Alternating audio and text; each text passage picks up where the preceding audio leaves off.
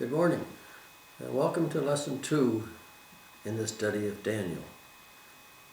Daniel is to the Old Testament what Revelation is to the New. It's a book of prophecy. And so we're going to do this rather slowly. So today we're going to do the first 10 verses of chapter 1. And I'm going to read the first few to you right now. In the 3rd year of the reign of Jehoiakim, king of Judah, Nebuchadnezzar, king of Babylon, came to Jerusalem and besieged it.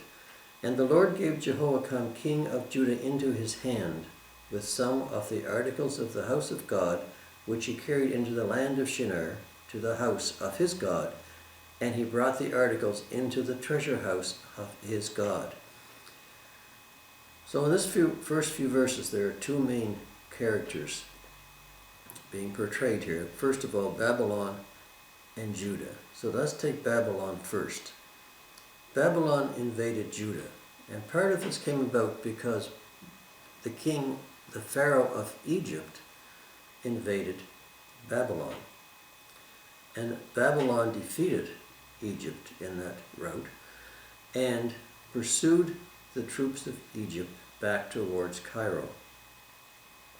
On the way, they besieged Judah, and this came about in pure terms because of the fact that Judah was aligned with Egypt at this time. So Nebuchadnezzar took and besieged Judah. So Judah was one of considered to be God's chosen people. So why was this allowed to happen? Well, there appears to be two reasons, and this was something which should not have become as a surprise because of the fact that it had been predicted years before in the days of Isaiah. After Solomon's death, the kingdom of what was then Israel was divided into two. The northern 10 tribes of Israel took over the kingdom known as Israel, and the tribes of Judah and Benjamin took over what they later became known as Judea or Judah.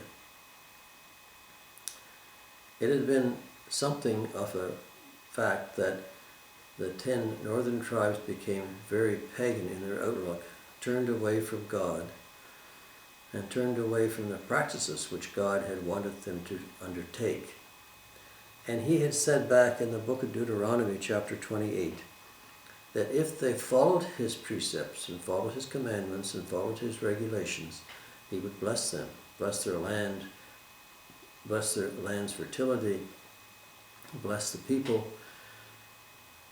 But if they did not do this, then he would send curses against them, and he would curse the land and bring problems upon his people. And when the northern 10 tribes turned away from God, Isaiah predicted that this would happen. In Isaiah 10, verses 5 to 6, he said, "Woe to Assyria, the rod of my anger," using Assyria as the rod of his anger, and the staff in whose hand is my indignation. I will send him, Assyria, against an ungodly nation, which in this case was Israel, and against the people of my wrath. So he allowed Assyria to take over the northern tribes and take them into captivity. This was about 100 years or so before the tribe of Judah became also so ungodly that a similar effect befell them. So then he was using this as a symbol, as a means of alerting the Judeans of what would happen. And in Habakkuk 1:12, he said he had marked them for correction, marked them being the people of Judah, and he was bringing up the Chaldeans or the Babylonians. So there were many kings after the king of Solomon, but most of these were evil people, and the king Jehoiakim was probably the most evil of the lot. So this was the fact that Nebuchadnezzar, king of Babylon, came to Jerusalem and besieged it because of what I said about the alignment between Judah and Egypt. But notice that it was not the might of the Babylonians which turned the tail, but that the Lord gave Jehoiakim, king of Judah, into his hand. So this was a fact that God allowed the Babylonians to take over Judah. And this is the beginning of this book, which really is one of showing God's sovereignty over everything. And as we go on, it will show the need of obedience of one person, of us all, towards God. And if we compare to what's going on in the world today, we can also see how these events of this time really bear to what is going on in today's world. It says in Psalm 121 that our help comes from the Lord who made heaven and earth. And that if we believe in him, he will not allow your foot to be moved. And this was Daniel. Daniel did not allow his foot to be moved, in spite of the fact that he was taken as a captive into Babylon after the siege in around 605, 607 BC, and lived the rest of his life in the pagan land of Babylon. So the Lord gave Jehoiakim, king of Judah, into his hand, and some of the articles of the house of God. Now this is also something that was predicted beforehand. And I want to read for a minute Isaiah chapter 39, because this indicates a lot of what is going on here. So let me read chapter 39 of Isaiah. This is the time when Hezekiah was king of Judah. And there was no animosity, there was no fighting between Babylon and Judah at this time. So chapter 39 of Isaiah says, at that time Merodach-Baladan, the son of Balakan, king of Babylon, sent letters and a present to Hezekiah, for he heard that he had been sick and had recovered. And Hezekiah was pleased with them and showed them the house of his treasures, the silver and gold and spices and precious ointment and all his armory, all that was found among his treasures. There was nothing in his house or in all his dominion that Hezekiah did not show them. Then Isaiah came to the prophet and said, what did these men say, and from where did they come to you? So Hezekiah said, they came to me from the far country, from Babylon. And Isaiah said, what have they seen in your house? Hezekiah answered, they have seen all that is in my house. There is nothing among my treasures that I have not shown them. And Isaiah said to Hezekiah, hear the word of the Lord of hosts. Behold, the days are coming when all that is in your house and what your fathers have accumulated until this day shall be carried to Babylon. Nothing shall be left, says the Lord. And they shall take away some of your sons who will descend from you, whom you will beget, and they shall be eunuchs in the palace of the king of Babylon. So this was a prophecy of Isaiah when Hezekiah showed all the treasures of Judah to these envoys from Babylon. And they apparently did not forget what they had seen, because when Nebuchadnezzar invaded Babylon, he took some of the articles of the house of God, which he carried into the land of Shinar, which is Babylon, to the house of his God, and he brought the articles into the treasure house of his God. By doing this, he implied that he had also taken the God of the Israelites into Babylon, that the Babylonian god Marduk was more powerful than the Israeli God, because the treasures, the articles of the house, articles of the temple had been taken now from the temple into Babylon. So this is the scenario, the basis of the scenario of this whole story. Then they took people from the land of Judah along with them.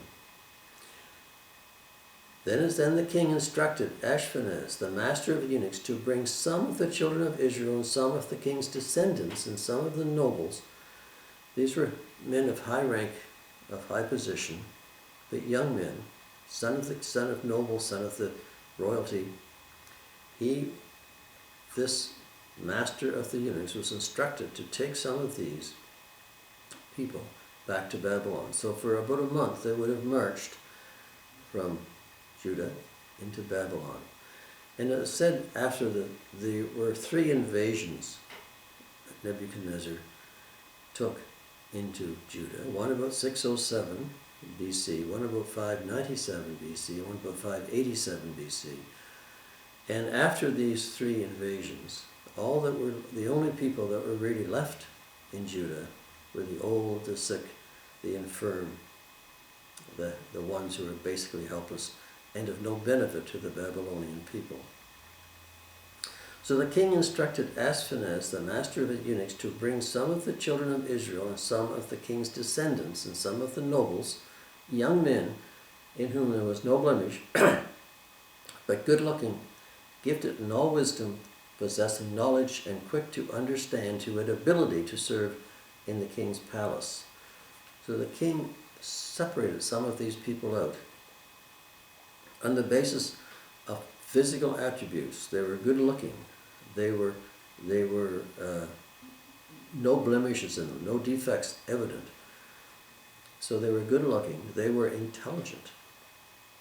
They were quick to understand. They possessed knowledge, and they had the social ability to serve in the king's palace. And to whom these people would be taught the language of the Chaldeans, the language of the Babylonians, which is a complex and difficult language. But they would be taught this. In other words, they would be assimilated into Babylon. They would become assimilated into the Babylonian culture, into the Babylonian language, into the Babylonian ways. And they would become, in fact, Babylonian. So they said that they would be people, no blemish, good-looking, gifted in all wisdom, possessing knowledge and quick to understand, who had the ability to serve in the king's palace, and to whom they might teach the language and literature of the Chaldeans.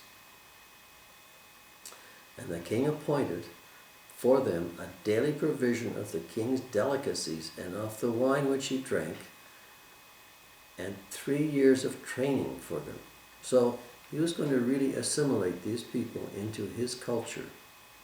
He was going to provide them with a place to live. He was going to give them the best food available in the kingdom. He was going to teach them in the language, teach them in the culture, teach them in the ways of the Babylonian people. And they had a daily provision of the king's delicacies and of the wine which he drank, and 3 years of training, so that at the end of that time they might serve before the king. They would be indoctrinated to the point where they would serve the king loyally and faithfully, and apparently not thinking about their previous life in Judea.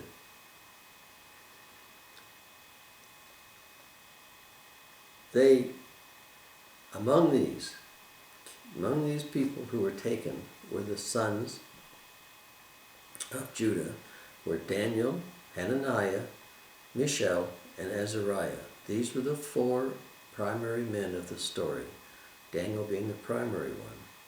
And to them the chief of the eunuchs gave names. So they gave these names again as a means of assimilating them into Babylon, into the Babylonian culture, into the Babylonian lifestyle. And what they did was give them names which were similar to what they had in a way, similar to the meanings, but changed the meaning to be actually one of Babylonian in nature. So they gave Daniel the name Belshazzar. Daniel means God is my help. Belteshazzar means Baal, the god Baal, the Babylonian god Baal, protect his life. So Daniel says, God is my judge. They changed his name to Belshazzar to protect his life. They changed Hananiah's name to Shadrach. Hananiah means Yahweh is gracious, and Shadrach means the command of Aku, which is another god of Babylon. Mishael, which means who is what God is, to Meshach, who is what Aku is. And Azariah, which means Yahweh is my helper, to Abednego, which means servant of servant of Nebo. So these were the names in which they gave these Jewish men in order to assimilate them into the Babylonian culture. So you have the Babylonian people invading Judah, God giving Judah into their hand because of two reasons. One was their idolatry, their inability to continue to follow God's precepts and his commands, and their continuing falling away from what God wanted for them. This is similar, if you go back and look at the book of Judges, this is similar to what happened over and over and over again in the book of Judges, where the Israelites would fall away from God's commands and fall away from worshiping God and falling away from his ideals. And then he would allow them to fall into the hands of their enemies, and they would eventually repent and come back to God, and then he would restore their privilege and their prestige and their position, only to have them fall away again and go through the whole scenario a number of times. So because these Israelites had fallen away from God's precept, he allowed and gave them into the hands of the Babylonians. They took their treasures back to the house of Babylon, as it said in the first few verses.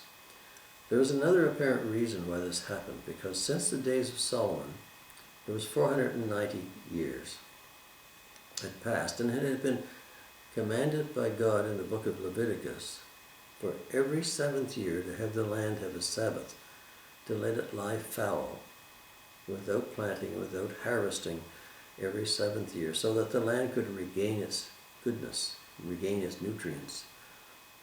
And for the last 490 years, this commandment had not been kept. So now the Israelites, the Judeans, were being taken captive into Babylon, and there would be no one to till the land. And they remained captive in Babylon for 70 years. And if you look at it, 70 years is equivalent to the number of Sabbaths which the Israelis failed to observe during the time from the death of Solomon. So this failure to observe the Sabbaths was equal to the number of years which the Israelites were in captivity in Babylon. And this fulfilled God's requirement. The earth now had its 70 years of Sabbaths, because the land was not used during that period of time. So it appeared for these two reasons, God allowed the Babylonians to take over. He allowed their young people to be taken, but they were assimilated and allowed to be assimilated into the Babylonian culture, given Babylonian names, given Babylonian literature, taught in Babylonian ways, and were offered the finest foods, the finest wines, the same that would be offered to the king, and probably to the god Marduk. And this was a stumbling block. Daniel purposed in his heart, because he was very faithful to God, and God did not allow his foot to be moved, because he purposed in his heart that he would not defile himself with the portion of the king's delicacies, nor with the wine. Therefore he requested of the chief of the eunuchs that he might not defile himself. So he wanted to maintain the Jewish laws which had been laid out in Leviticus, about what should be eaten and what should not be eaten. He did not want to go against that, even though all of this time, after this march from Babylon, after the probably miserable portions that he had to eat, and he was offered now the finest food in the realm, he did not want to take it. He did not want to defile himself. God had brought Daniel into the favor and goodness of the chief of the eunuchs because of this, and the chief of the eunuchs said in Daniel, I fear my lord the king, who has appointed your food and drink, for why should he see your faces looking worse than the young men who are your age? Then you would endanger my head before the king. So this chief of the eunuchs, and apparently these young men were made into eunuchs because it said that they would be in Isaiah, and this was the chief of the eunuchs. But this chief of the eunuchs, Ashpenaz, was apparently not an unreasonable person, because Daniel spoke to him and tried to understand why he would not eat this food. He did not want his foot to be moved as far as his faith in God was concerned. So he spoke gently, and he spoke with respect to this man, who in turn said, why would you not drink and eat this food? And this has been offered to you and ordered for you to eat. My head is on the line if you don't comply with the king's wishes. So this was the spot Daniel was in. He had purposed in his heart that he would not defile himself. He would not break his promise to God. So this is the basis of man's obedience and God's sovereignty. So I'm going to go into the next part of this chapter in the next lesson, but right now that's sufficient to understand the background of this story, how these young people came into the city of Babylon, into the country of Babylon, how they were treated. They were not ill-treated according to this book. They were offered the finest that the king of Babylon could offer to them, but yet Daniel and these men refused because of their principles, because they were standing up for what they believed God had told them to do and wanted them to do. So we'll get on to the rest of this next week in the next lesson. But right now, I'm going to stop and end there for today. So thanks for watching. I hope you'll join me next week for the next part of Chapter 1. Bye for now.